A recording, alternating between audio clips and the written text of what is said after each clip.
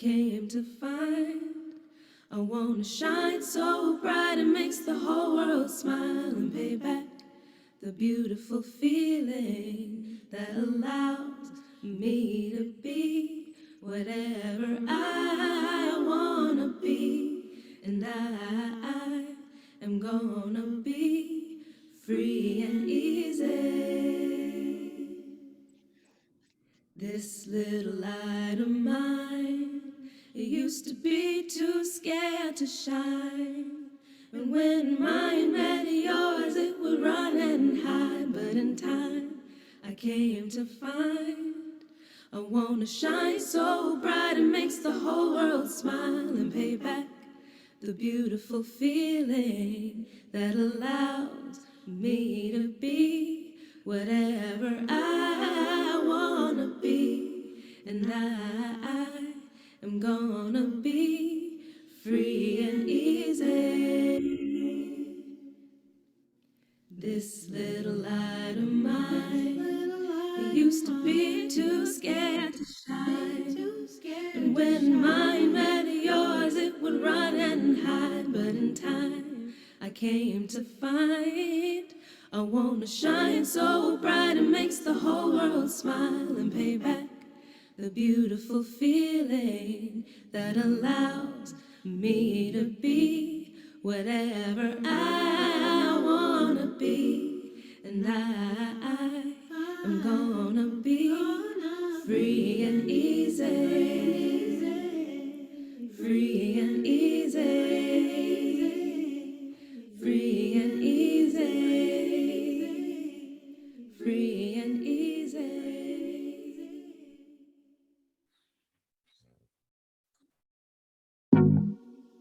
I am remembering the freedom to be here and living an enjoyable life. It's not for me to always to be all about self-improvement. I trust, I relax, and enjoy myself. It is more than okay to take a break from healing. I take as many breaks I need from always analyzing my behavior. I listen more to heart than protest of my logical mind. I invite spontaneity and transcend habit in my life. My purpose is to be enjoyed. My purpose is to feel amazing with myself. My purpose is to realize who I am being as love.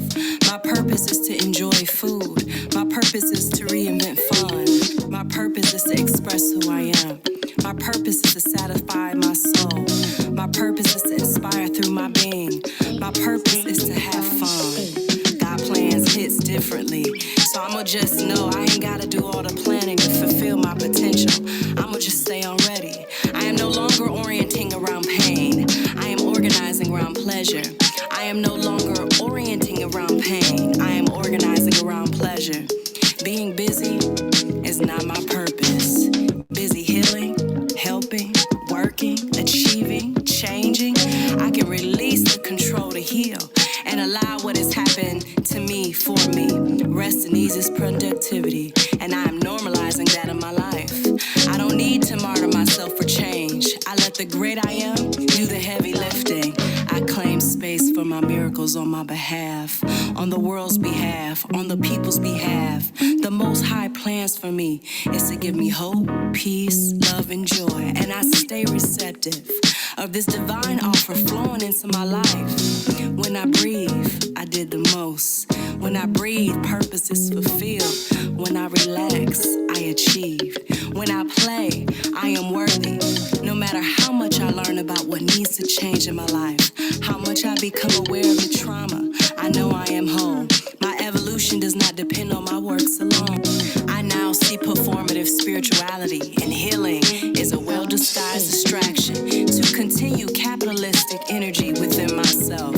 I release any spiritual obsessions or compulsions to fix any perceived brokenness in my life and in the world. I know real change is letting go of attachment to control outcomes. I take pride in all my perceived mistakes and flaws, just like I take pride in my successes and accomplishments. The intelligence that changes the seasons, grows, produces, tells my physical scars to heal, does it all on its own. So I know that same intelligence is a smart force and source of my healing. My growth, my expansion, my healing is a natural process. I won't obsess to heal, to manifest desires that I choose to submit to as often as necessary. Knowing this brings me ease. I am not anxious about my trauma wounds. I'm not worried about what hasn't healed within myself. I'm having fun. I'm enjoying food. I'm dancing. I'm playing. I'm kissing. I'm living. I was born to live, not to heal. My living is the healing.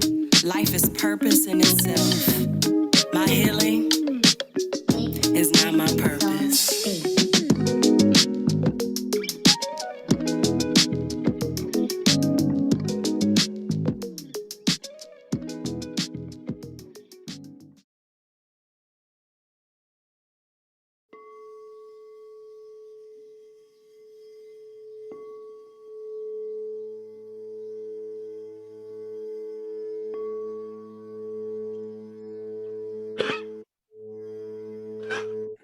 I release control and surrender to the flow of love that will heal me. I release control and surrender to the flow of love that will heal me.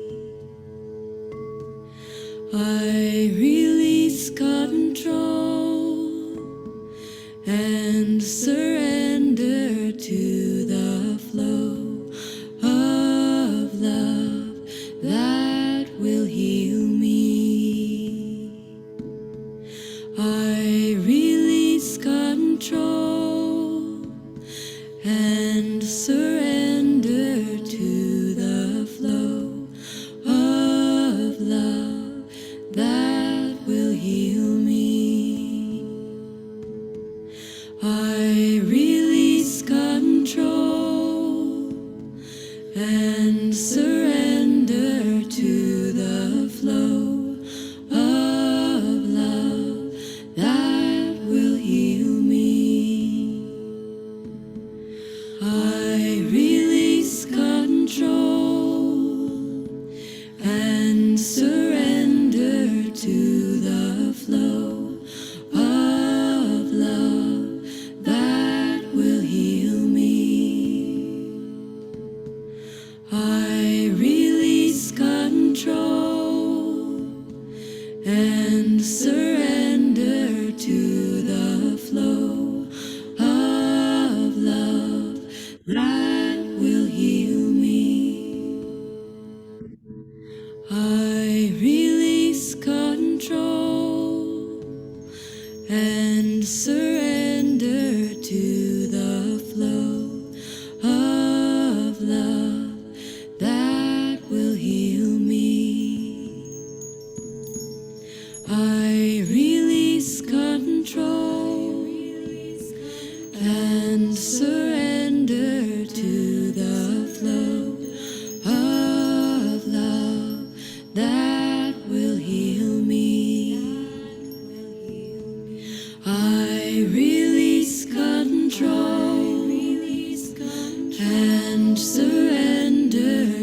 and surrender to the flow of love that will heal me. I release control and surrender to the flow of love that will heal me. I release control and surrender to the flow of love that will heal me.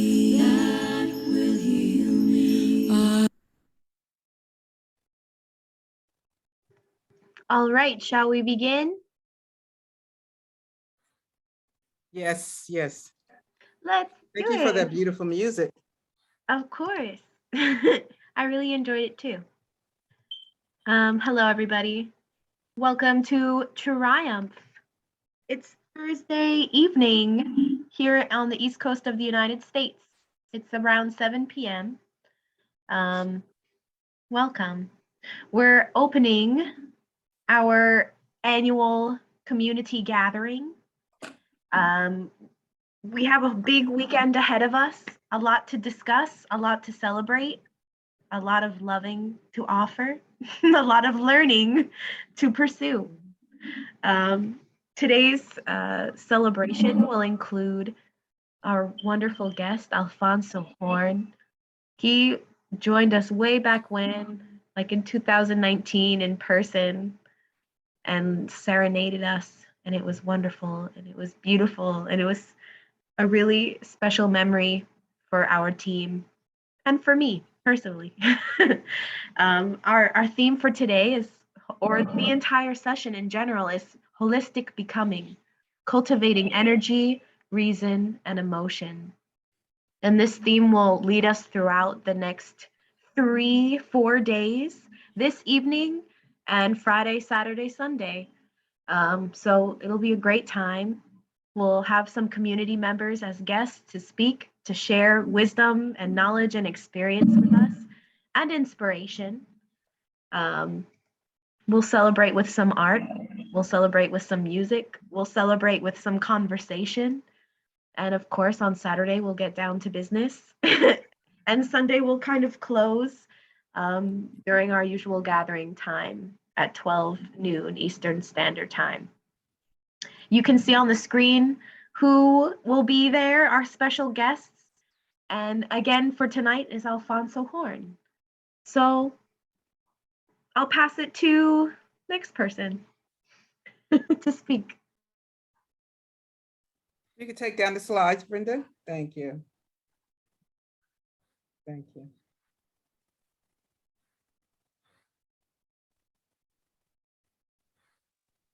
Sorry, is that me? Now, Reverend James, are you going to do the okay. prayer now? Oh, we want me to pray? Okay. Thank you.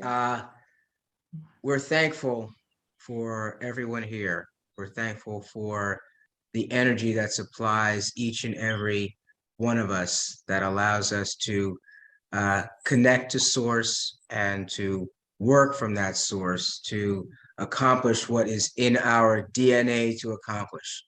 Everyone has a different lane, everyone has a different path, but we're all connected. And it's in that connection that we're thankful for what happens tonight as we delve into the theme and just watch us all work out the gifts and talents that have been given us. Ashe. Ashe. Ashe. Ashe. Thank you, James. Thank you.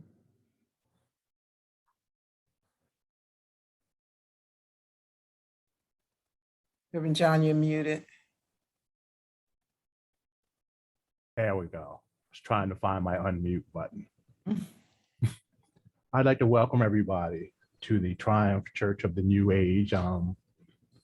And more than that, into the vision that we've had that has been cultivated a long time ago, and we're now picking up and carrying forward. These days are very hard days, dark times, times where we're hearing stories and people are making up memes and all kinds of strange things. We are under psychological attack from many places. And we here at Triumph Church of the New Age are working in order to create an atmosphere where that's not happening, where we have a chance to look at the truth from all angles and all perspectives and become a beacon for that truth, so that we can reach out and do the work of creating heaven or the rule of love on earth through the things that we do. And I'd like to really celebrate all of us coming together, all of us being able to do that at this time, because as the old song says, the darker the night, the more his light shines. And we, being the light, are the ones who are shining this time. So I'd like to welcome everyone, and I'd also like to introduce Reverend Sandra Addison Brito, who is an ex officio member of the Board of Trustees and also the lead confirmer of the Board of Evolution Confirmers, whose focus is the governance of spiritual and ecclesiastical matters of TCNA. Reverend Brito and Bishop Brito together have been deeply involved in the maintenance, support, and the leadership of Triumph Church of the New Age for many, many years, and are also helping to lead us into a bright and beautiful future for the church, as well as for our broader vision, the vision for the larger church, the universal church without borders, sanctioned by God and forecasted in many of the sacred texts all over the world. So I pass it on. to Thank Reverend you, Brito. Reverend John. You're welcome. Thank you so much for just setting the pace, for Reverend James for the prayer, and Brenda for opening us up with that intro. Welcome, and that beautiful music. We'd like to welcome again everyone here to the Zoom room. On behalf of our Senior Bishop, Milton Brito, our board, all of our team, we just welcome you to this space. To those who may be watching by social media, we thank you for just being with us on this evening. We're excited about our guest, Alphonso Horne, being with us. As Brenda shared, he was with us in March 2020. On March the 8th, actually, it was our last in-person service before we were forced into this virtual space because of COVID. So we enjoyed him then, and we love his energy, we love his music, we love his philosophy of life.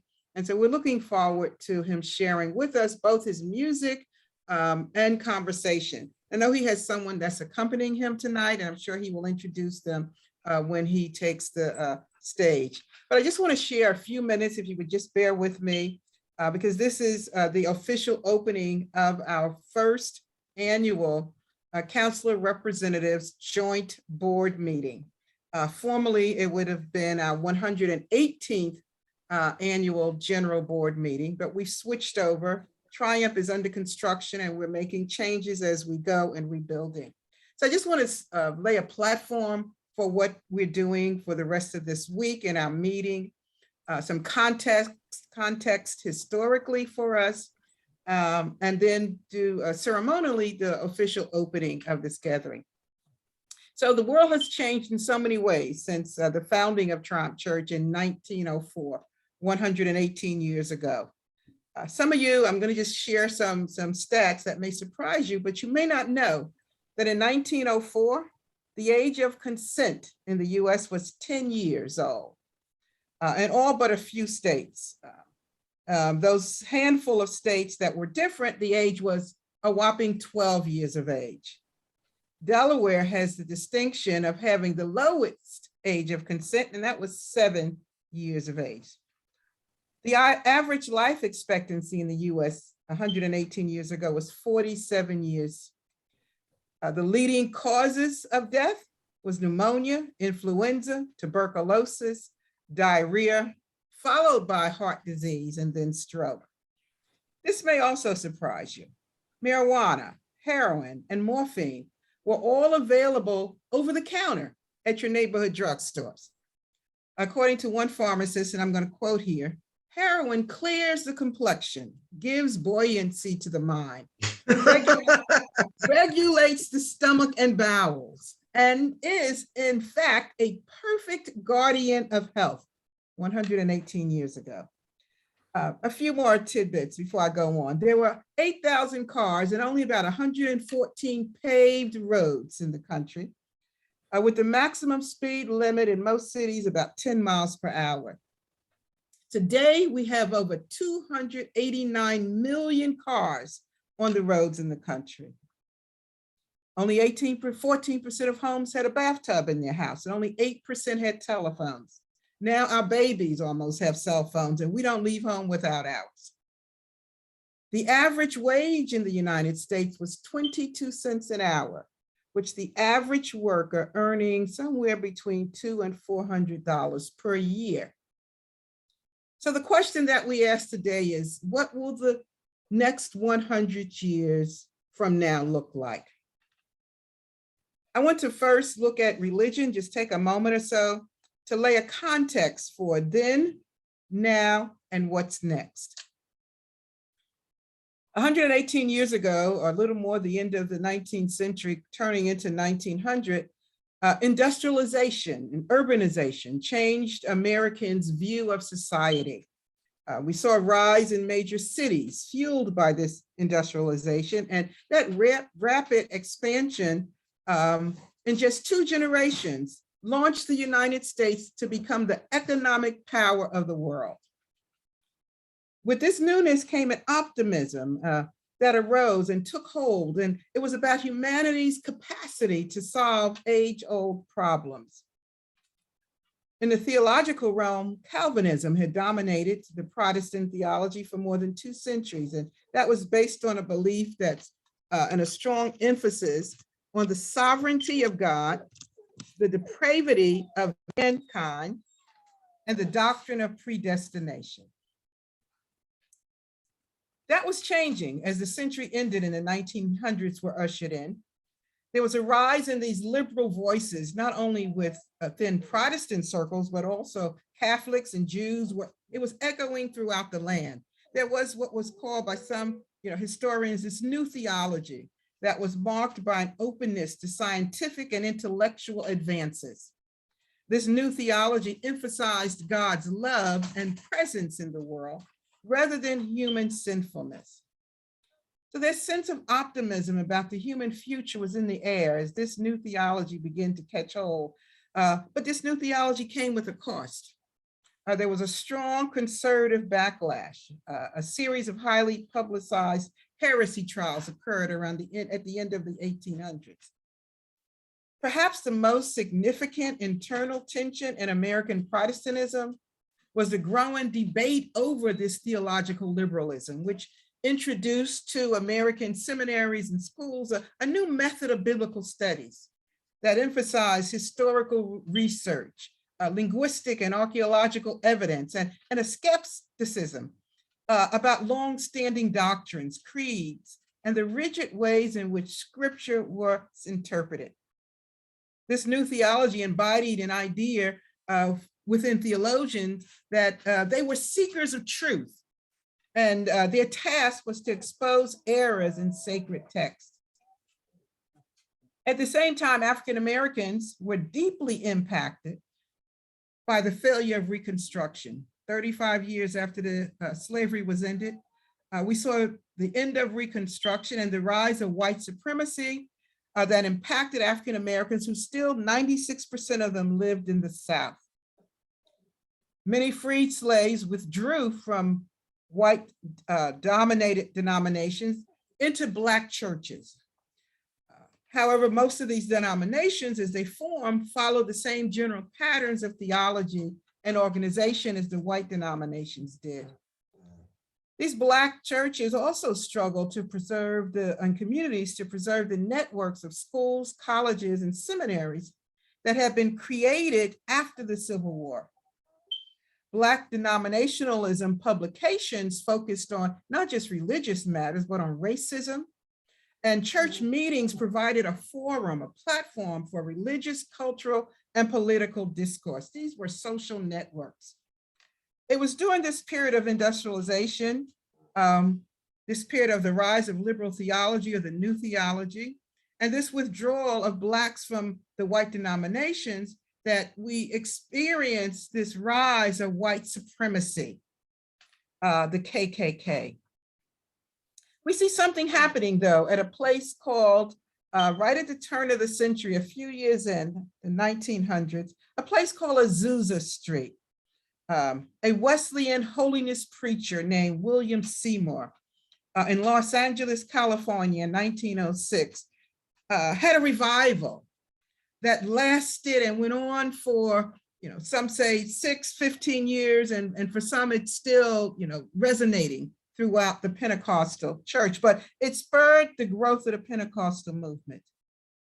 For whatever else we might say about this movement, I think we can agree that the emphasis was on direct personal experience of God through this idea of the baptism of the Holy Spirit.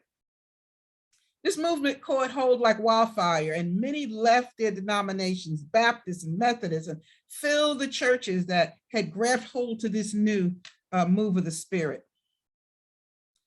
At the same time, during that same period of time, another Wesleyan holiness preacher named Elias Dempsey Smith had a vision in 1897 that changed his theology and the course of his life.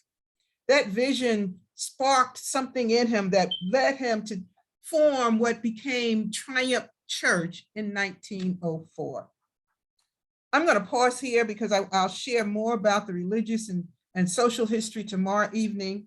But I just want to segue now and underscore why and how we're focusing on music this evening, which may seem like, what's the connection here? So the role of music throughout this long sojourn of religious history, especially for the African-American experience, cannot be teased out. I was raised in the Holiness Church, the daughter of a presiding bishop and senior mother. There were only two kinds of music for us back then. That was church music and worldly music. The only music we were permitted to listen to and that was allowed in our home was church music. The only dancing that was allowed was in the church. But I come from a long line of singing, musically inclined people who had roots in the deep South.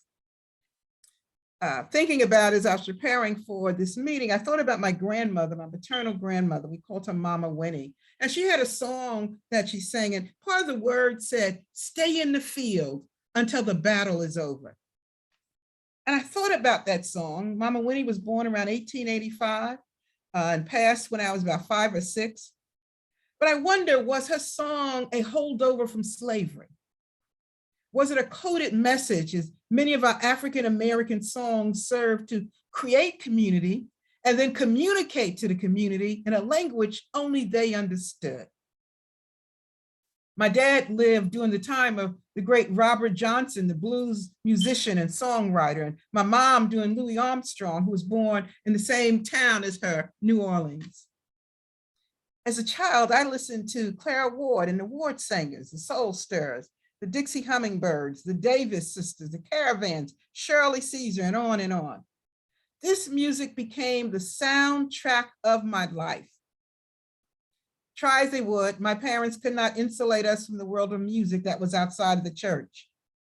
So it was a sunny day in 1967 at the tender age of 12, on a Sunday, sitting in my dad's church in Englewood, New Jersey, that I heard a sound that pierced my holiness ears, and I could not unhear it. It was Aretha Franklin's Respect. My love for music crosses genres and racial groupings. From gospel to R&B to country music to jazz to classical.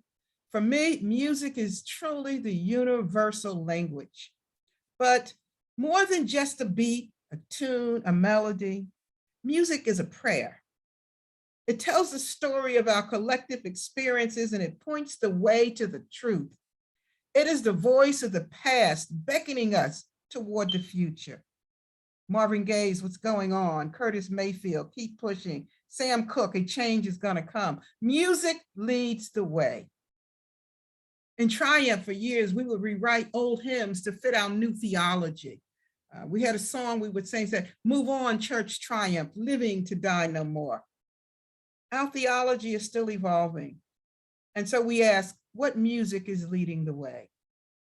What's next as we embark upon this journey of holistic becoming, cultivating energy, reason, and emotion? Where are the artists? What music will lead our hearts into this new heaven on earth as we envision it? Tonight we have with us Alphonso Horne, who's going to open this up musically and is going to open it up through conversation with us. But before I bring him on, let me just take this last moment to ceremonially open up officially this meeting. It is now my task as the chair of the Board of Evolution Confirmers, formerly known as the Ecclesiastical Board, to officially open this first annual Council of Representatives Joint Board Meeting, formerly known as the 118th General Board Meeting. With a quorum of joint board members present, and in the presence of our senior bishop, Milton F. Brittle Emeritus, and all assembled here together, I declare this meeting open for all matters scheduled to come before it. Our community motto is holistic becoming, cultivating energy, reason, and emotion. Our sacred text is from 1 John 3:2, the Good News Translation, and it reads, "My dear friends, we are now God's children, but it's not yet clear what we shall become. But we know that when Christ appears, we shall be like him because we shall see him as he really is." Ashe. Ashe. Thank you. All right. So I believe Nadia will be introducing our guest. And then Alfonso, you'll take it away. So let me share this. Go ahead, Nadia. Trumpeter Alphonso Horne is a two-time Grammy-nominated trumpeter named by Wynton Marsalis as one of the rising stars of the next generation. Horne has performed with many renowned jazz artists including Marcus Roberts, Michael Feinstein, Rhiannon Giddens, Marilyn May, and Rihanna. Alphonso has won many awards, including the National Trumpet Competition in 2010. In the August 2011 issue of Jet magazine, world-renowned trumpeter Wynton Marsalis included Horne in a list of 16 young jazz musicians entitled Wynton's Picks, Who's Got Next? Horne has subbed for and toured with Wynton Marsalis in the jazz at Lincoln Center Orchestra, Count Basie Orchestra, Cab Calloway Orchestra, and many more.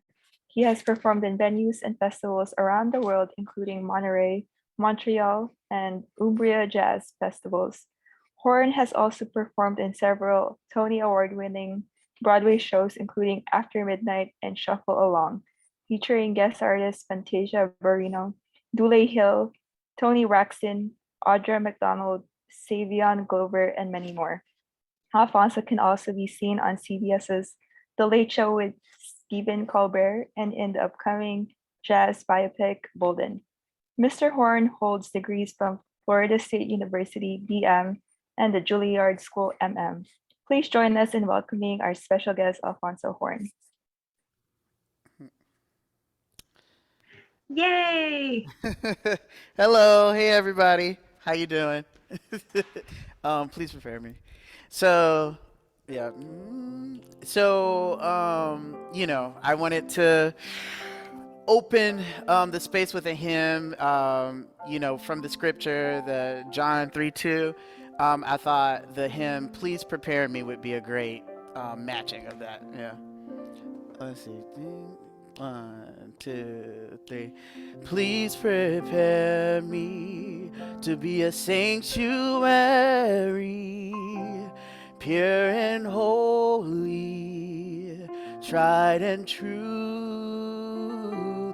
With thanksgiving, I'll be a living sanctuary for you. Please prepare me to be a sanctuary, pure and holy, tried and true.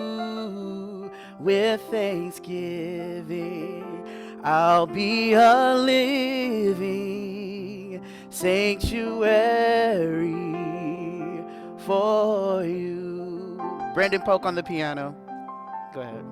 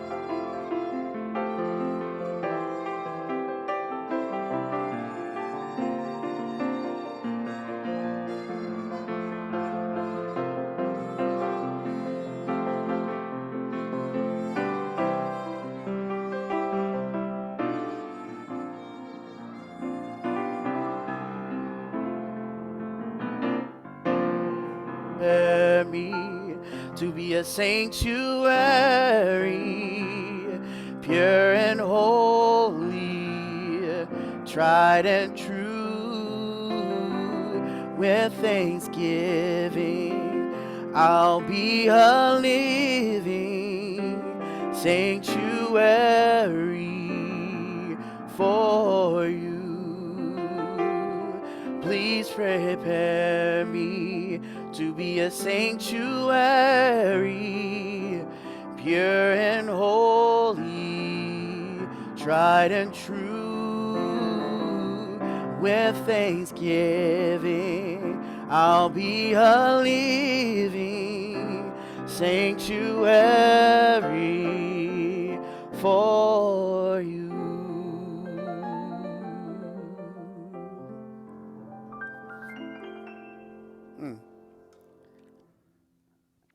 Thank you. Wow, that was awesome. That was awesome. I couldn't hear the horn. I don't know if everybody else could. Could you And I hear was- piano? Could you hear But yeah, piano? piano was perfect. Your singing was perfect, but I couldn't Okay. hear the horn. And I was like, oh my goodness. Can you hear it now? Let me Wait, try hold it on. again. Let's try this. I'm gonna turn this off. Can you hear that? Yes. Oh, it's better, I guess, when you turn off your voice mic or whatever you just did. Because now it's harder to hear your Voice voice. mic.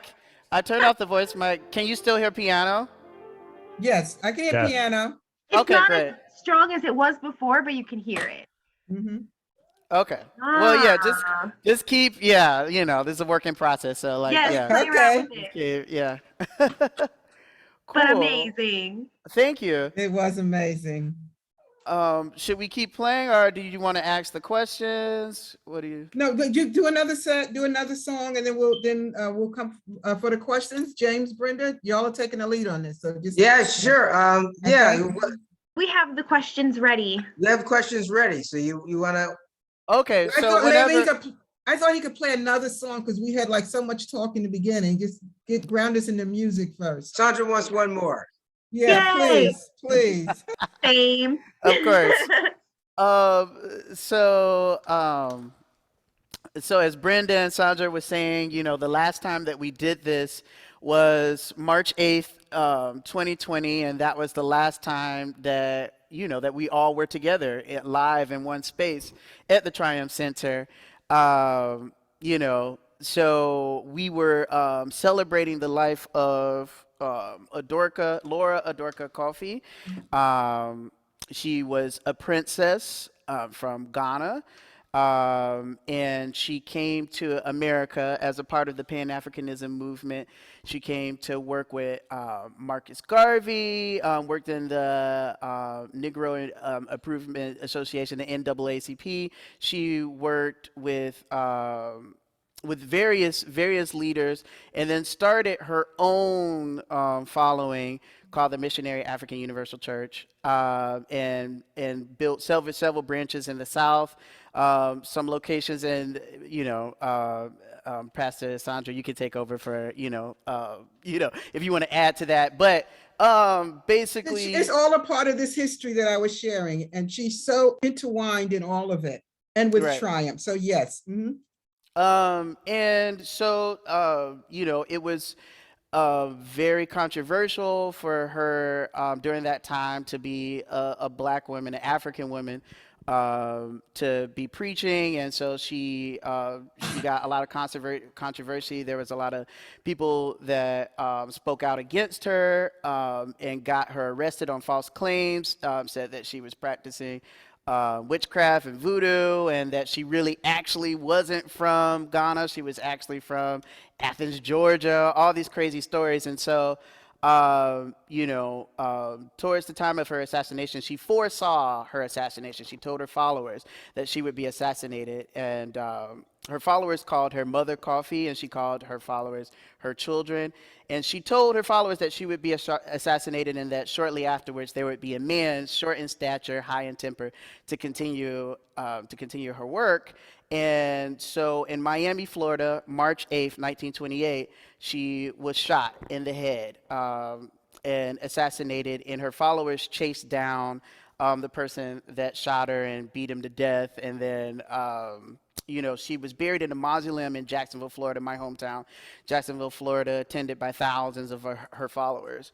And shortly afterwards, after her passing, my grandfather came from South Africa. He came from Cape Town, worked in the National African Congress in New York, and that's where her followers found him and said that you were the person that she prophesied about, that she foresaw. And my grandfather accepted the calling. His name is Eli Nyambolo. He bought 11 acres of land in Jacksonville, Florida, and started a community and a church in her honor. And so I grew up in this community, learning about the great Mother Coffee, Laura Dorka Coffee. And he wrote a lot of hymns about her, and we learned the basic like Bantu language. The whole goal of the property, the 11 acres, he built houses where everyone could live, and eventually there was going to be a school, and those acres are still there, but he passed away at a very young age, in his 50s. So it never got, fully fleshed, but that property is still there. There's still a family member living on the property today. So every time I'm in Jacksonville, I go visit and pay my respects to the great Mother Coffee. And so this is a hymn that my grandfather wrote. Cabo Si Africa in her honor, and I wrote a show about her life. Like just first, it was like a musical suite, just a suite of music back in 2017. And then for me, I was just like, this wants to be bigger. I want to incorporate like dancers and have some like a spoken word artist give narration and stuff like that. So it's built into like kind of what I like to call an immersive theatrical ceremony, where we not only just we honor the life of Mother Coffee, but also we leave it as a space to honor the people that have passed away, that are no longer with us, that have contributed to our lives. So we open up the space and invite those energies, those people that are no longer with us, but still have a great input in our life today. And it just becomes a celebration of Mother Coffee and those people that have passed away. And so I'm just going to play a piece that my grandfather wrote. It's called Cabo Si Africa. You can do a little. Go ahead.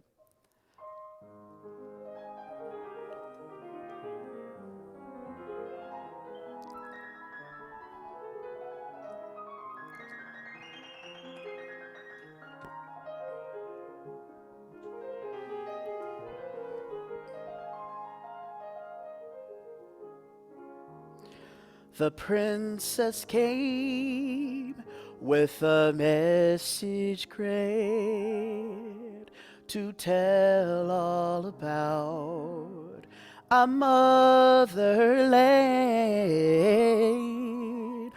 Her tender voice rings sweet and clear. Cabo Si Africa.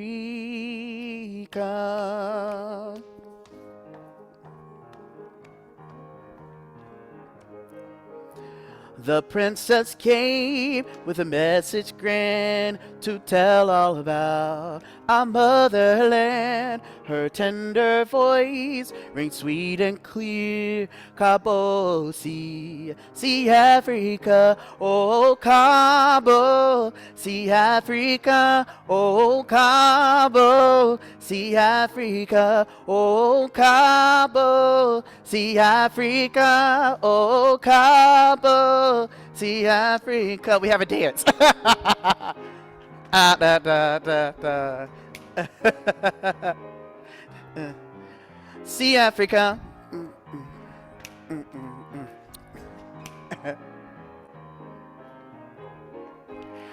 The princess came with a message grand to tell all about our motherland. Her tender voice rings sweet and clear. Cabo, see Africa, oh Cabo, see Africa, oh Cabo, see Africa, oh Cabo, see Africa, oh Cabo, see Africa, see Africa.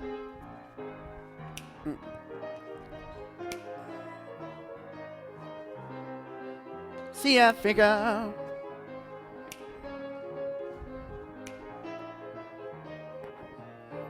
Go ahead, Brandon. Yeah.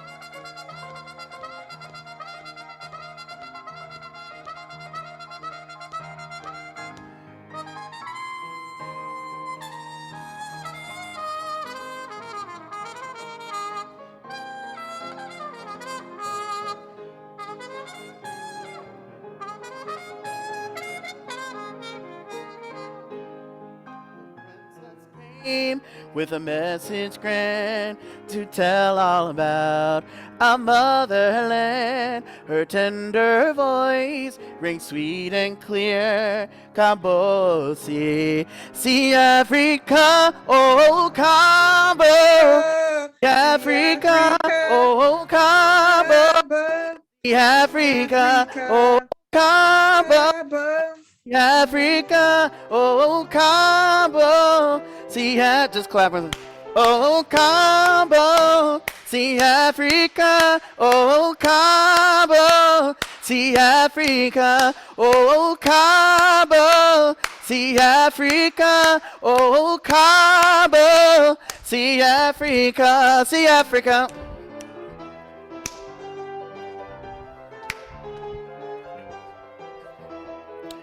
See Africa. Last time. Here we go. See Africa. Woo! Woo! Yeah, Love That it. was awesome. Hilarious. Awesome. Awesome. cool. That was terribly exciting. Was the mix better that time? You could hear piano, trumpet, voice, all that. Okay, great. Yes, yes. Great. All right. So I invite everybody, take a nice deep breath in through the nose and out through the mouth. How nice that feels. Notice if anything changes right away in your body by allowing yourself to intentionally take a deep breath. Let's get into a little bit of discussion. So we'll hear from Alfonso, but of course, everyone that is on the call, you're welcome to use the chat box or to unmute and speak as well if you have anything to contribute to the conversation. If it sparks anything within you, you're welcome to share. This first question, in your understanding of the conference title, which is Holistic Becoming, Energy, Reason, and Emotion, how would you describe your own holistic becoming and cultivation of energy, reason, and emotion? So let's hear from Alfonso first. As well, I believe, Brandon, you said, right? You're welcome to share as well. Yeah, Brendan. Yeah, Brendan, please share. I'll give you the mic. Yes. How do I practice that in my music? How do I practice holistic becoming? For me, my instrument, my music is a reflection of who I am. So for me, it's all connected. That I have a spiritual practice. I have a meditation. I do yoga. I have my own spiritual practice, but I try to connect that with my music. And hence me like writing the show about Mother Kofi and like trying to do songs that are of healing, of music healing. So for me, like they're very connected. I can't have one without the other. And I think like for artists, you hear all these crazy stories of artists, kind of being super into drugs, all this crazy stuff. I think it's very difficult for artists because there is Pastor Sandra said that like it's a universal language. It's like a universal language with spirit and divine that you're channeling. You're channeling the divine when you're on stage. And so when you're on stage, there's this like one moment with the divine, and then you go off a stage and you become a normal person. So like it's very hard to do that juxtaposed thing sometimes for a lot of artists. So a lot of times, some artists will depend on certain, medicinal things of like, drugs or alcohol or whatever. But, I think that's part of the reason why a lot of artists have dived into that kind of thing, because it's very hard to like I said, kind of channel your that deep spirituality that you have on stage and still carry that forth in your life. But for me personally, like it's important to have it in my life first, and I decided that like a while ago that I am a spiritual human being first, and the music is a reflection of that. I think for some people, the music comes before everything, or the art becomes, before everything. But for me, it's all about, my grounding and who I am as a person and how that reflects in my music. But Brendan, do you have any thoughts? I can speak from here. Oh, I guess you can speak there. Maybe not. Is this gonna work? No. Yeah, just take mine. Oh, there you go. Oh, okay. Oh no, I don't have too much to add. I mean, I would say I'm definitely a work in progress with that. But I mean, I do meditate, so that's important to me because yeah, like Alfonso was saying, I think a lot of artists are, not that all artists are unstable, but I think that a lot of artists are just sensitive. So it's kind of, yeah, it's like easy to, just like you said, start going into drugs or what have you. But for me, it's really important to have something I do. So meditation is important to me, so I don't completely lose my mind.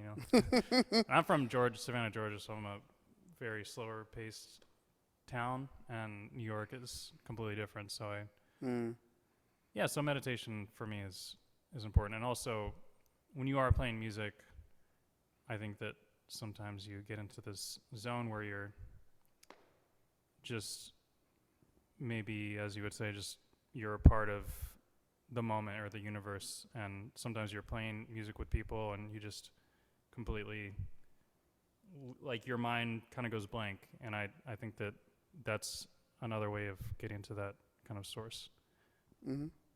So I don't know if I rambled there. No, I thought that was great. Yeah, that's awesome. And That's great. yeah, go ahead. No, no, no. I enjoyed his answers. It was very it's honest, right? And that whole and the story you shared about the musicians. I remember in Ken Burns Jazz. Right. That same story came up. I think Winton was sharing that about you're on the stage and everything is perfect, and then you come off the stage and it's like back to the same stuff that you got to deal with, right?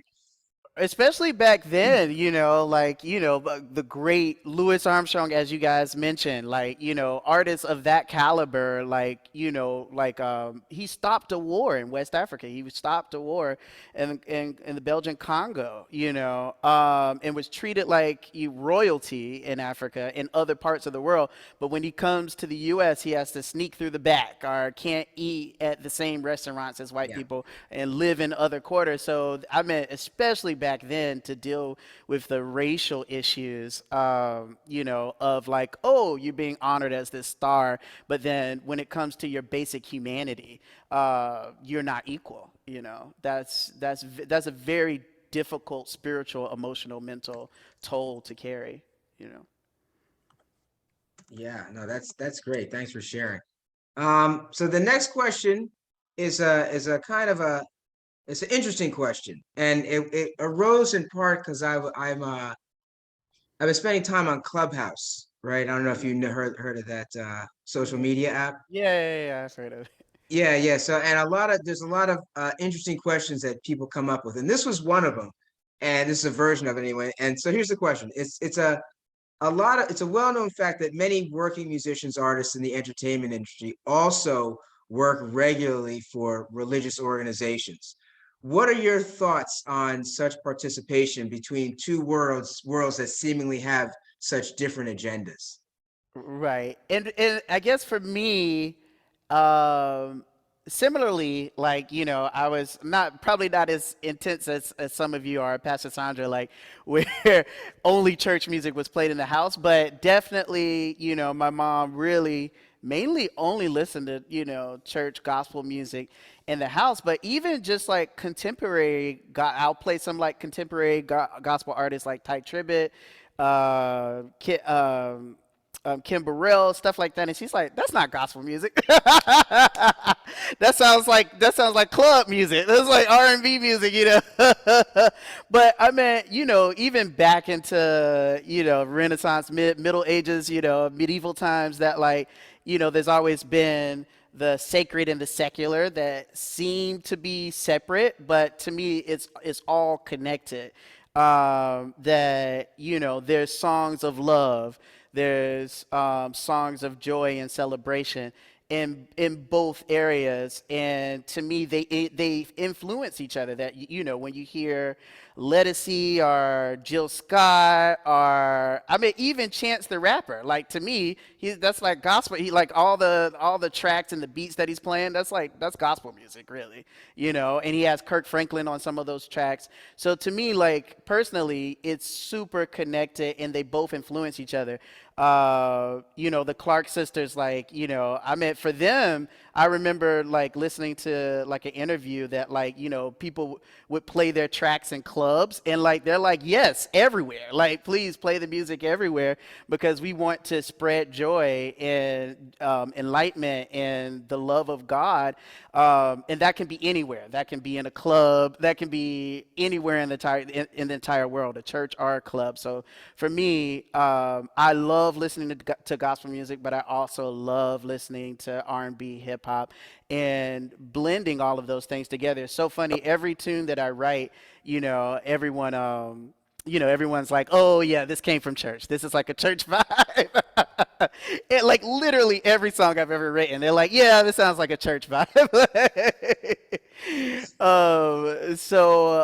For me, you know, at first I would be like, oh, come on, I'm more than that. But like for me, it's kind of a compliment at this point, you know, that my roots carry in everything that I do, you know. So for you, there's not this hard line between the sacred and the secular. You see them kind of moving back and forth in a kind of fluidity.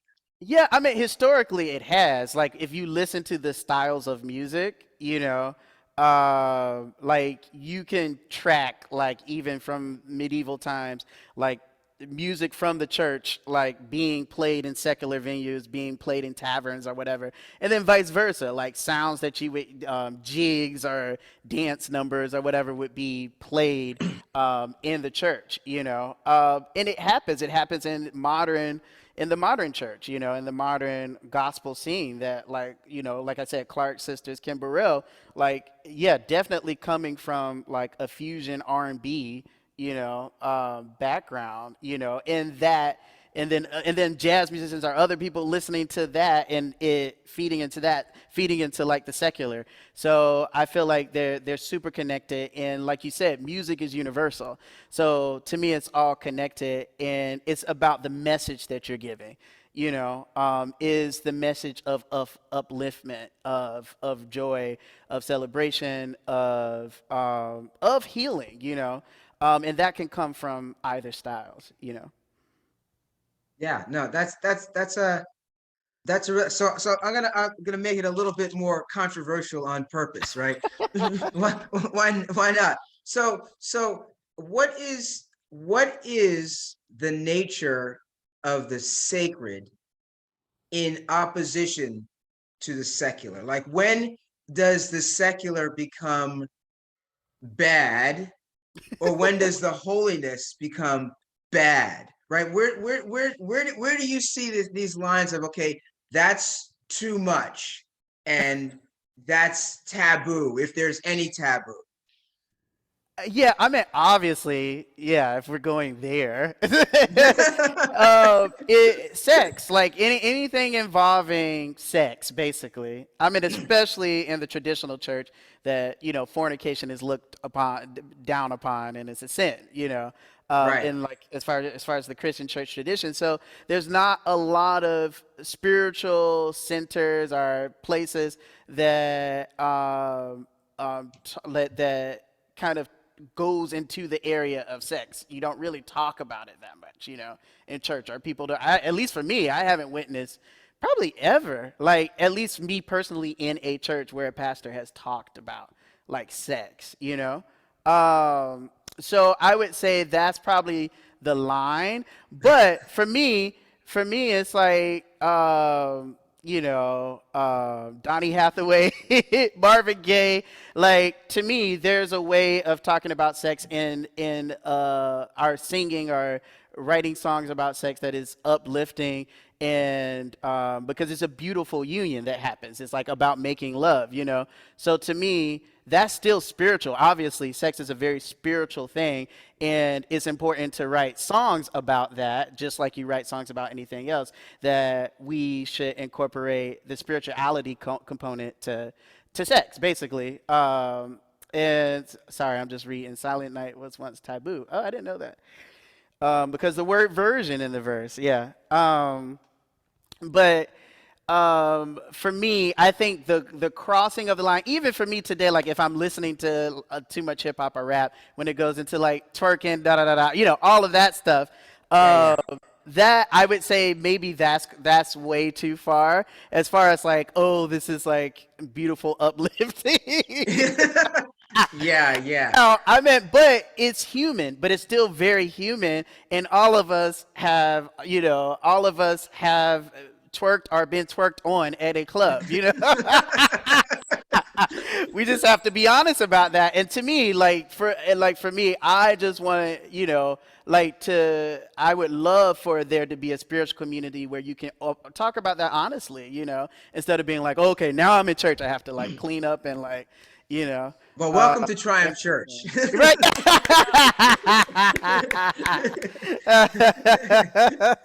No, I mean, I think the point that you're bringing up, I think, is really uh really a good one. And you just kind of, I wasn't even thinking sex, and you just kind of went there, I thought you were Uh, pushing but that this button. this this notion of having to divide up who we are in Right. order to express spirituality just doesn't make any sense, right? Mhm. And leads to uh amounts to a kind of social control, right? Mhm. And that's a whole other discussion, but it really is, when we think about it in terms of this holistic becoming, right? Mhm. How can you become if you're cutting off one of the main drivers that's going on inside of you, right? Absolutely. And That's right. so being able to deal with that openly and honestly, so I can remember one time my son was I don't know, he must have been 6 or 7, and he was running around naked or doing something. I was like, listen, you got to put on some clothes or something. He turned around to me and said, but it's natural. And what am I Wow. supposed to, what do you say to that? You don't Whoa. say anything, and you just That's let good. him run around, right? You know? So Wow. yeah, so thank that, and this kind of leads to the last question. Um, and it's, how do you see the role of the artist in creating a more just community? And how important is it for you to play that role? Could we Wow. let us to have some more music and then come Okay. back and take that last question? Okay. Yeah, I think that segues into we were gonna do Nina Simone. I wish I knew how it would feel to be free. So that's perfect segue. All right. All right, keep it Go in ahead. mind.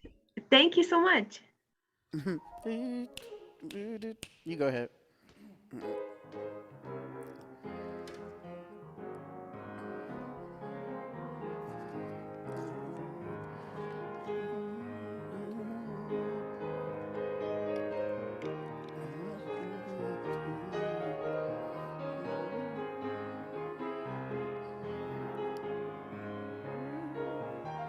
Ah.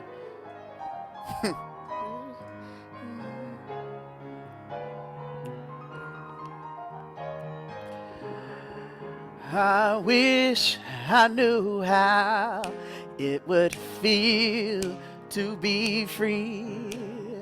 I wish I could break all the chains that's holding me. I wish I could say all the things that I should say. Say 'em loud and say 'em clear for the whole round world to hear. I wish I could share all the love that's in my heart. Remove all the bars that keep us apart. I wish you could know what it means to be me. Then you see and agree that everyone should be free. Go ahead.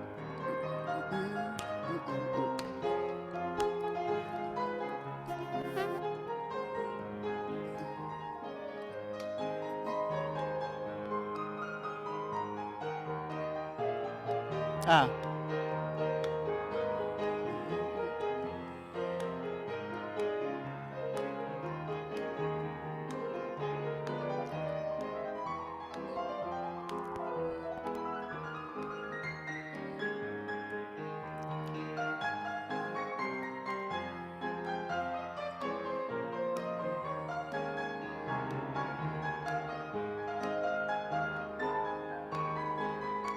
Ah.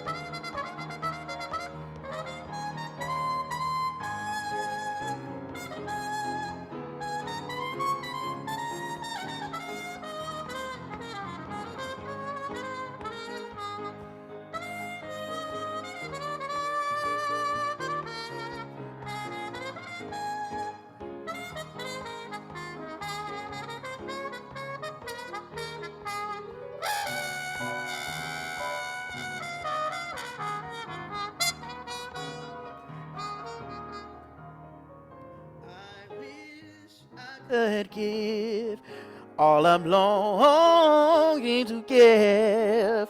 I wish I could live like I'm longing to live. I wish I could do all the things that I can do.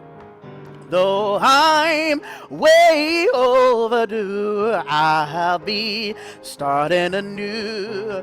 I wish I could be like a bird in the sky. How sweet it would be if I found I could fly. I soar to the sun and I look down at the sea, and I sing 'cause I know, and I sing 'cause I know, and I sing 'cause I know, and I sing 'cause I know about freedom. Yeah, I know about freedom. I know, I wish I knew. I wish I knew.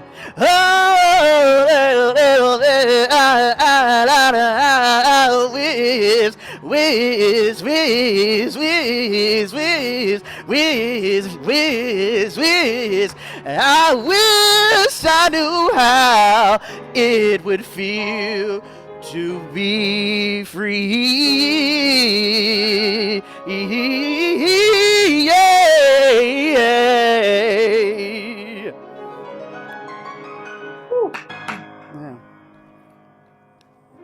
That was awesome. That was awesome. Awesome. Hooray! Thank you both. Thank you. Of course. Wow. All right. Shall we get into our last question? Oh, sure. I'll read it again. I'm happy to. Yeah, I was about to say, what was it again? My bad.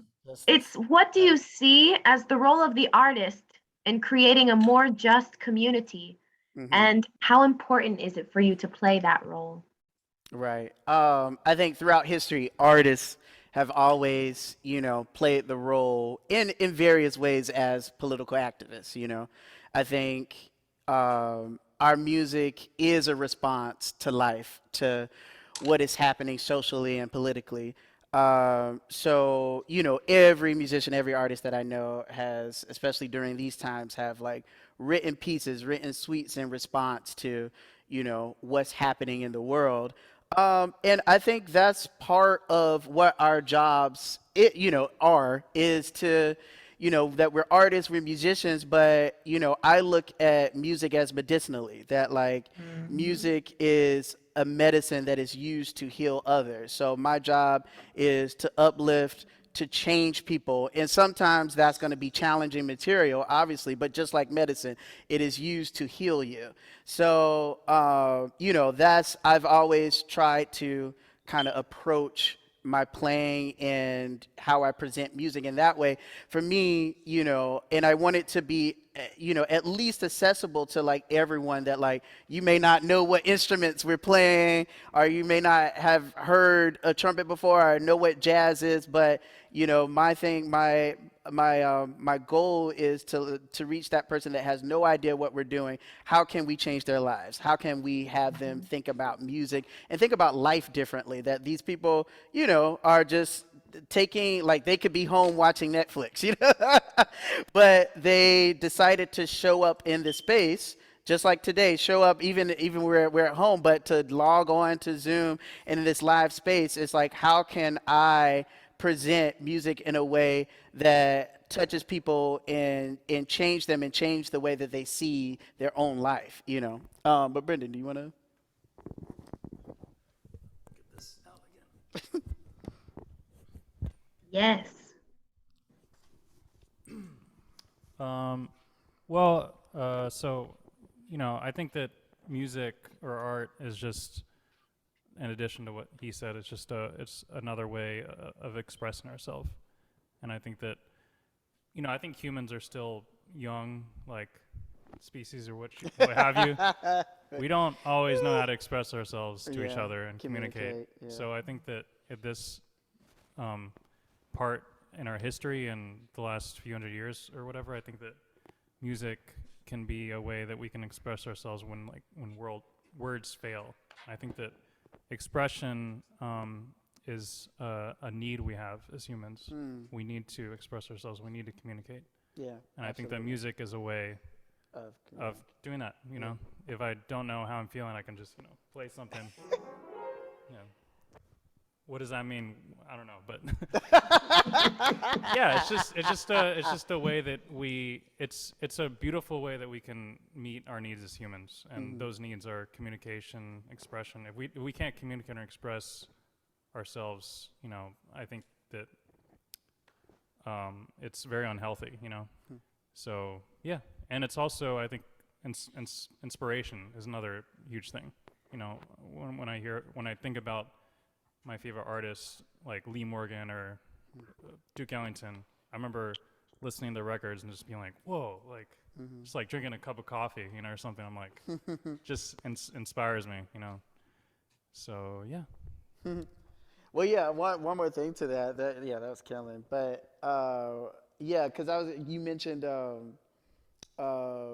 Wait, sorry. You mentioned playing together and presenting. But one of the things I was going to say in addition to that is that in the shows, that's what we do. We say with any children's show that we do, we talk about emotions. Like, what does angry sound like, on our instruments? Like, how are you feeling today? Are you feeling happy?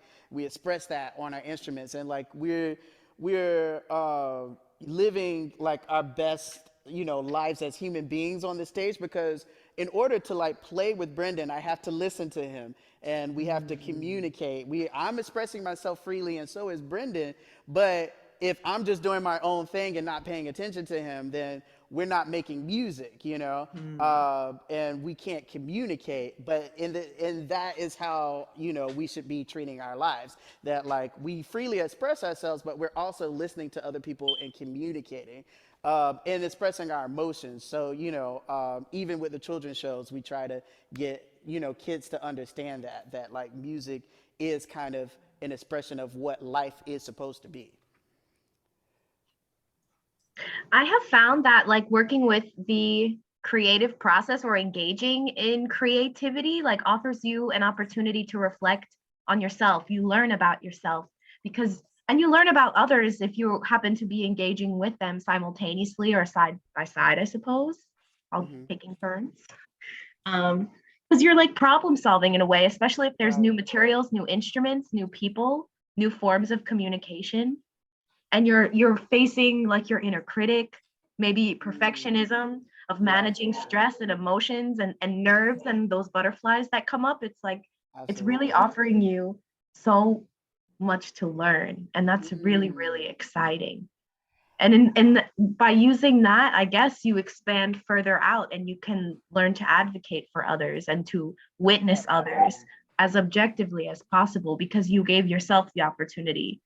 You gave yourself a chance to witness yourself, you know? That's cool. Yeah. I guess before we go on, are there any comments or words that anyone on the call would like to share? Now is a good time to do so. You are welcome to unmute and speak. I guess that also includes questions. It's awesome. It's been awesome listening to the conversation and hearing the music.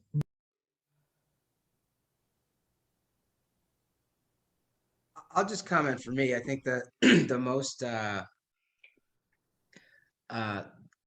I don't know, exciting thing I heard, felt was this revisiting of the relationship between the sacred and the secular.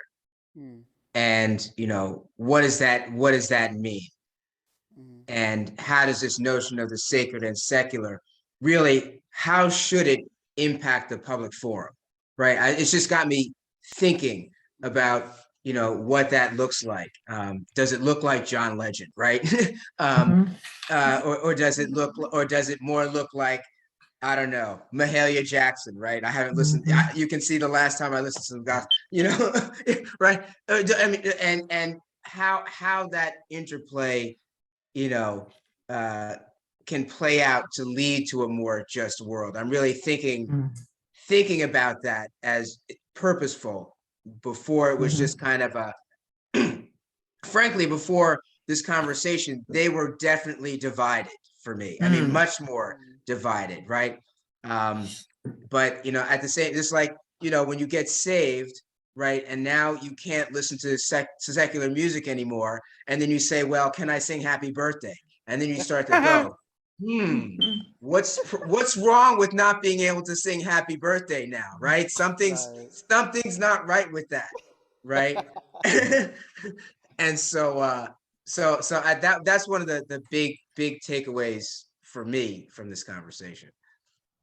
That's so interesting. Oh, go ahead, Reverend John. Go ahead. Okay, yeah, in India, they do a lot of, they have something like 86 scales or something. And they've studied a whole lot and they notice how putting these scales in different modes actually affects the health of your body. And they say there's sort of this place where between where the two halves of the brain meet, where these vibrations actually go, and they stimulate your pituitary glands and stimulate how many hormones are flowing through your body and everything, just by the music they're hearing and the vibration that comes from the notes. And as you sing, the vocal cords are supposed to actually make these minute movements that are aligned with the person singing. That's why if a person sings a wrong note, you can feel it in your body. So music is very powerful, you know, because it keeps the body healthy and it really relieves stress just by the vibration. that you're Yeah. sending out. So in truth, it is very sacred. Yes. And healing and medicinal, as Alphonso shared. I like the way you enlarged upon this idea, Alphonso, of the secular and the sacred that James brought up. You know, for me, it was very clear lines growing up. That was, you know, I was taught. Now those lines are not necessarily that they're blurred, but music for me, I think, as you talked about, does it bring life and healing? Does it speak to the human condition for me? Does it touch upon our collective stories, our individual stories?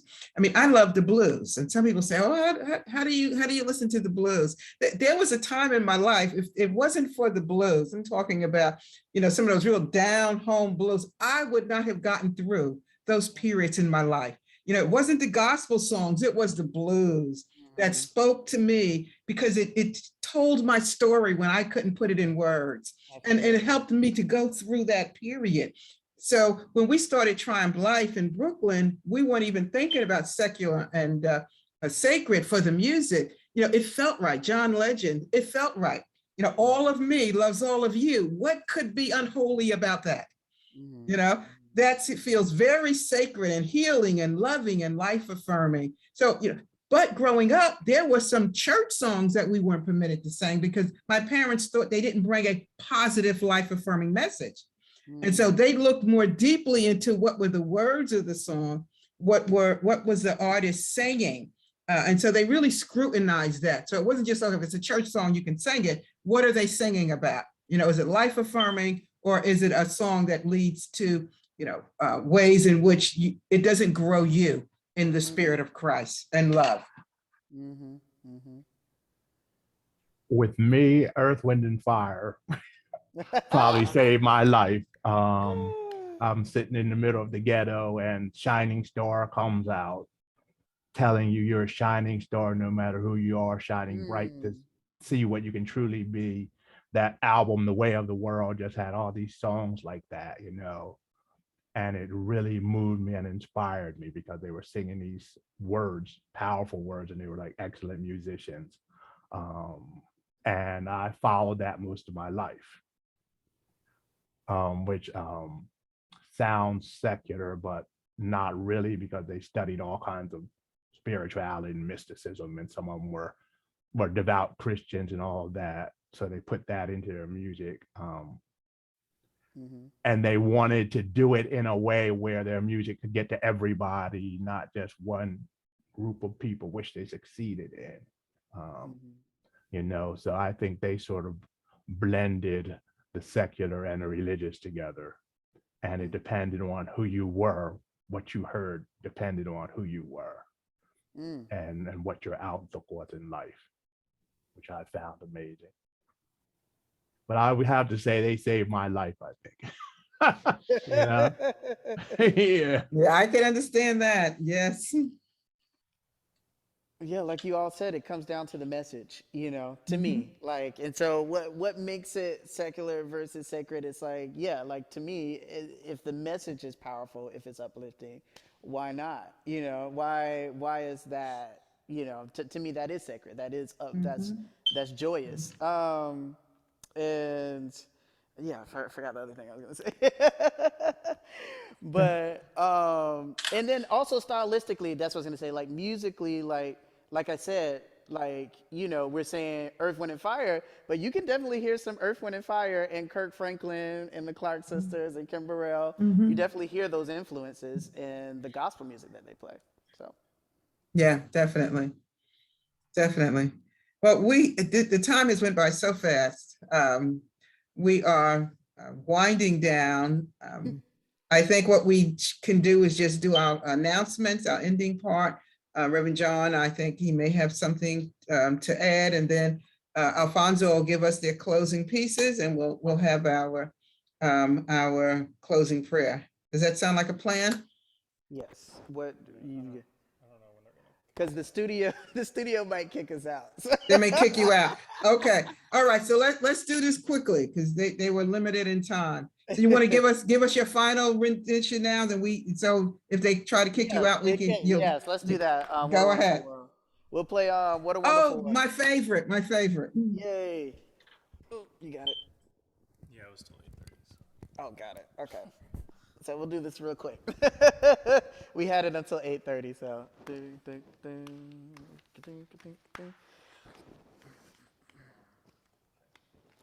Yeah, so this was made famous by the great Louis Armstrong. Go ahead. You remember, yeah. Here we go. I see trees of green, red roses too. I see them bloom for me and for you. And I think to myself, what a wonderful world. I see skies of blue and clouds of white, the bright blessed day, the dark sacred night, and I think to myself, what a wonderful world. The colors of the rainbow, so pretty in the sky, are also on the faces of people going by. I see friends shaking hands, saying, how do you do? They're really saying, I love you. I hear babies crying, I watch them grow. They learn much more than I'll ever know. And I think to myself, what a wonderful world. Yep. And I think to myself, what a wonderful world. What a wonderful world. What a wonderful world. What a wonderful world. Just one chorus.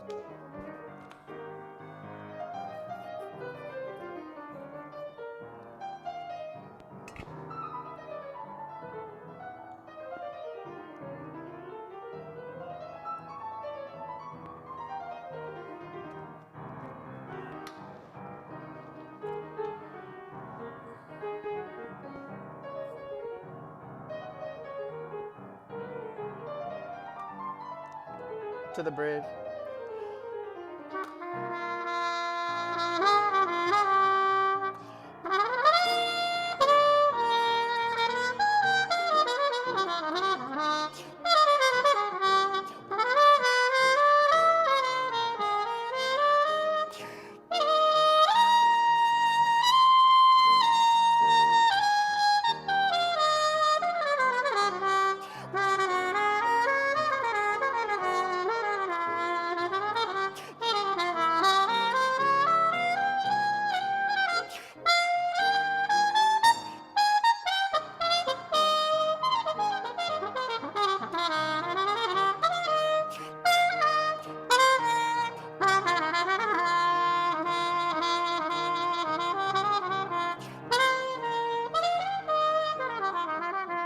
Bridge.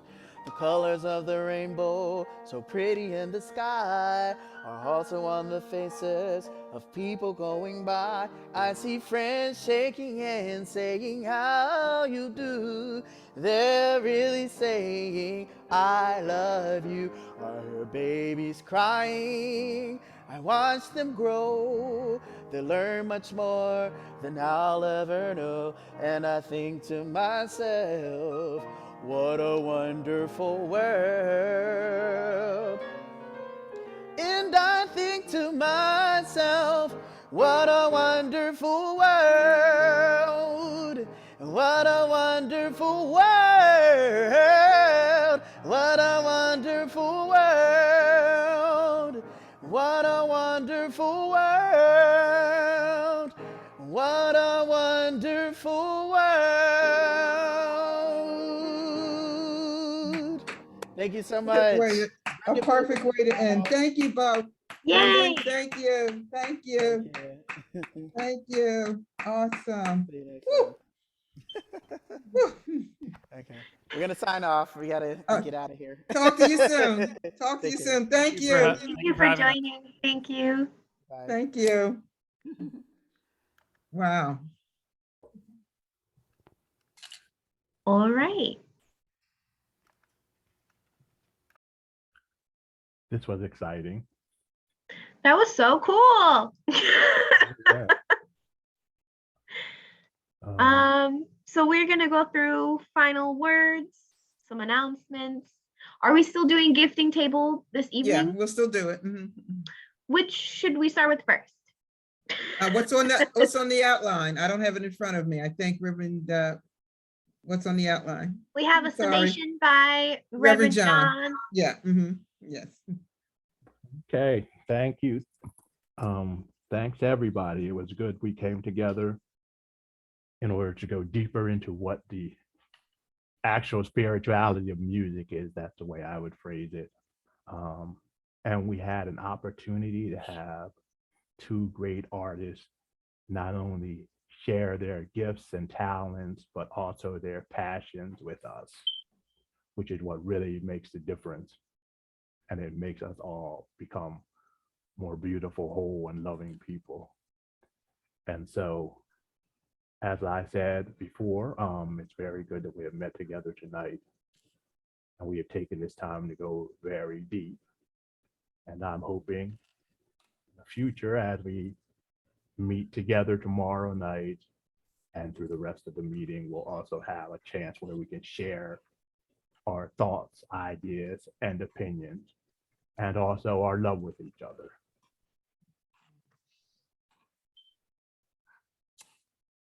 So we'll Thank go to you. the announcements.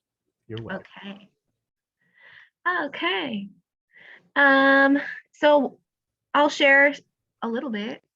I guess I'll say that again, this weekend is our huge meeting. Friday, tomorrow evening at 7 p.m. Eastern Standard Time, we will have the poet Kim B. Miller join us. So I would say a similar vibe, but with some spoken word and poetry and some more conversation about our theme, holistic becoming. Then on Saturday, we'll have our business session. If you're interested in joining that, there's going to be like a morning opening starting around 9 a.m., which will be open. But the business session, if you would like to join that, you will have to register through Zoom. So you can email us at triumphlifecenter@gmail.com if you have not gotten an email about it already. And then on Sunday is our gathering, and it'll be great. It'll be a celebration, a closing, almost like a full-on summation. And again, if you'd like more information, please check out our website. We have everything there. Our team, our mission, a lot of photos and past recordings of our gatherings, our virtual gatherings. I guess I'll also use this time to just do the gifting table. Yes. So let me share what the gift is. It is the gift of knowledge. It is the book When Sunday Comes, Gospel Music in the Soul and Hip Hop Eras, Music in American Life, by Claudrena, I say it that way, Harold, Claudrena Harold. And this is from 2020. Gospel music evolved in often surprising directions during the post-civil rights era. So the author takes an in-depth look at late century gospel and focuses on musicians like Yolanda Adams, Andre Crouch, the Clark Sisters, Al Green, Take Six, and the Winans, and on the network of Black record shops, churches, and businesses that nurtured the music. So let's see who won. I guess I'll give a moment for Nadia to share her screen so we can see. Everyone that is in the Zoom room is included in this virtual wheel that we have created. Go ahead. Okay. The winner of the book for tonight is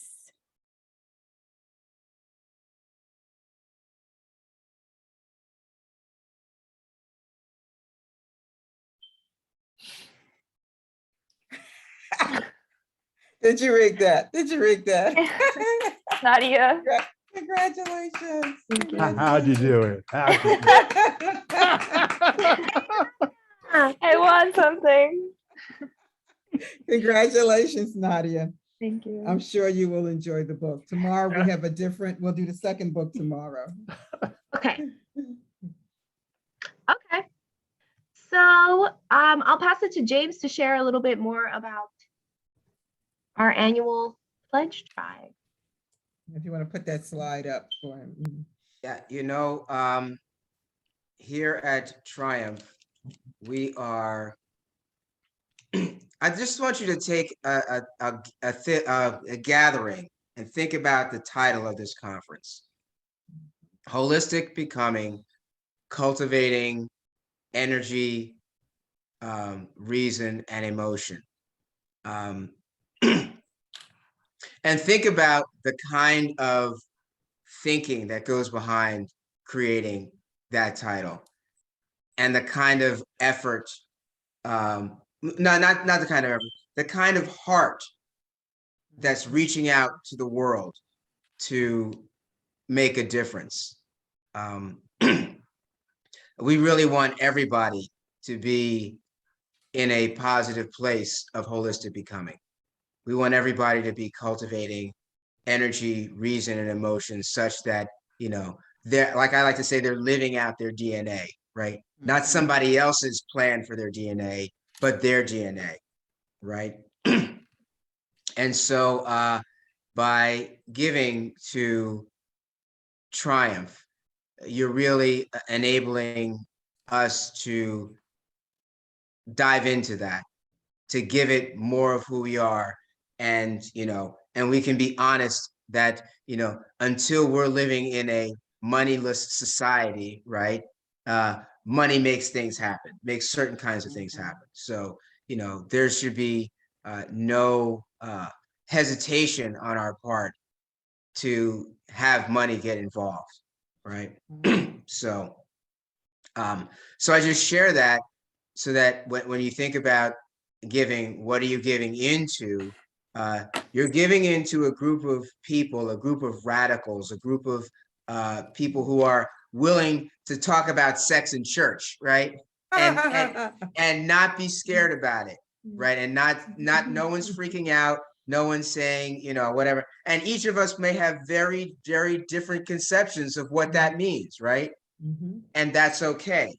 But you're really giving to an organization that's at the cutting edge of postmodern thinking. I went there, okay? Postmodern thinking, right? So if you're the postmodernist who thinks you're an apple, give to that person, give to that organization that still thinks you're an apple. But if you've gone beyond that and you're ready to say, I'm a live human being that deserves to live a life free of the domination, free of the unwanted domination of others. If you want to be dominated, that's another story. But free of the unwanted domination of others, then this is the place to support. So you can give via credit card, via Cash App, via PayPal. It's right there on the screen. The Cash App is $Triumph 2020. PayPal is at triumphchurchpsc@gmail.com. And there's on the website, there's a place where you can donate too. So I'll pass it back to Brenda. That was beautiful. Thank you.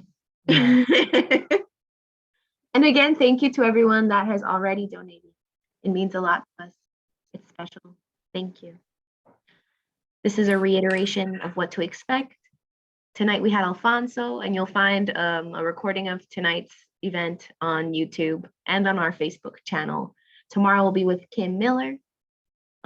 Saturday morning is Pastor Eric Andrews. And Sunday is Reverend Dr. John Gilmore. He's on the call right now. What's up? So it's gonna be great. It's a team effort. I guess if there's nothing else to say, we shall. Yeah, this was a great kickoff, a great start. I feel the energy, I feel the vibes, and We're on a roll. Look forward to seeing everyone tomorrow evening. I'm going to share a little bit more about the history piece, and the book we're going to give away tomorrow night actually includes a little bit about Triumph, our church, in that book. So it'll be a great piece to add to your collection for those who may be thinking about joining us for tomorrow night and a chance to win this book. I'm just filled with joy and just thank you all. Look forward to seeing you again tomorrow night. Reverend John, it's in your hands. Okay, let's join together for a moment of meditation, contemplation, prayer. Oh, great Spirit, in who we see in every smiling face, every tree, every flower, everywhere where there is life and love. Please be with us and guide us. Hold us in your loving arms. Touch us with your Spirit. Remind us that we are whole beings, and like one of the great mystics said regarding ourselves as God in the act of becoming. Teach us, hold us, love us, and bless this gathering and the future gatherings so that we may be lights shining brighter and brighter as the world darkens, changing that pain and sorrow and darkness into life, love, hope, and joy. Amen. Ashe and amen. Have a good evening, All everyone. right, See thank you very tomorrow. much. All right, Good bye-bye. night. Good night.